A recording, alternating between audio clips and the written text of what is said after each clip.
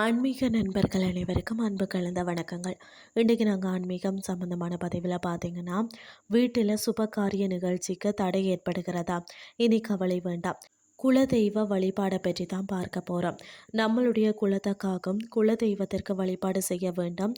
அவ்வாறு வழிபட வீட்டில் சுபீட்சம் உண்டாகும். உங்களுடைய வீட்டில் சுபகாரிய நிகழ்ச்சிகளுக்கு தடை ஏற்படுகிறதா?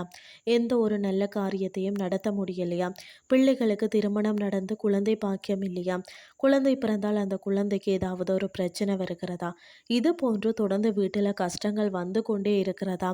அதை சரி செய்ய தான் உங்களுக்காக தான் இந்த பதிவு.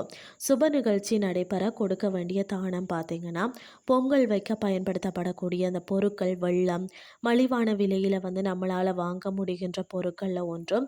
அதை உங்களால் முடிந்த அளவு வாங்கி குலதெய்வ கோவிலுக்கு உங்கள் கையால் தானம் கொடுக்கலாம்.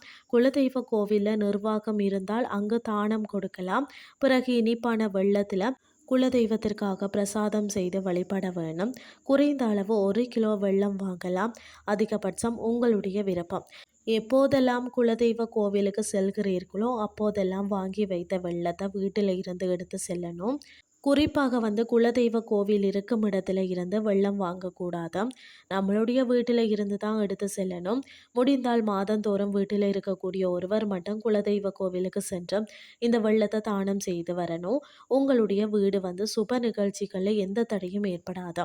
வீட்டில் நடக்கக்கூடிய எல்லா விஷயங்களுமே இனிப்பான வெள்ளத்தை போல இனிமையாக நடக்கும். அடுத்தது தீராத சுமை நீங்க எளிய பரிகாரம்.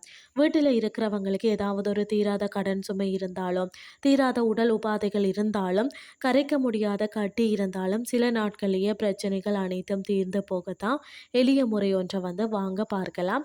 குலதெய்வ கோவிலில் குளம் இருந்தால் அந்த குளத்தில் உங்கள் கையாலேயே ஒரு கட்டி வெள்ளத்தை போட்டு கரைச்சி விடுங்கள்.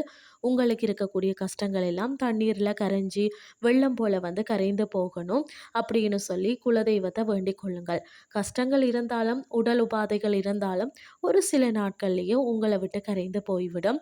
சொல்லும் போதே இனிமையாக இருக்கிற இந்த வழிபாட்டினை செய்து குலதெய்வத்தின் அருளோடும் ஆசியோடும் நலமுடன் வாழுங்கள் என்று சொல்லி கூறிக்கொண்டு இன்றைய ஆன்மீகம் சார்ந்த பதிவை நிறைவு செய்து கொள்கிறேன்.